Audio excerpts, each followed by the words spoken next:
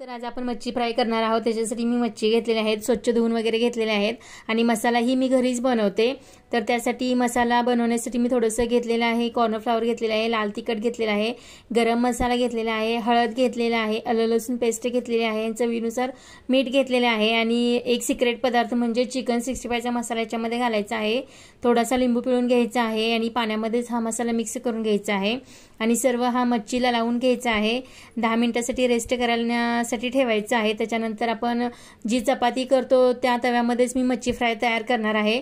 तर तव्यामध्ये थोडंसं तेल घालून घेतलेलं आहे, अगदी 2 चमचे तेलामध्येच हे मच्छी फ्राय होतात। तर मी 2 चमचे तेल घालून घेतलेलं आहे। सर्व मच्छी तव्यामध्ये घालून घेतलेल्या आहेत।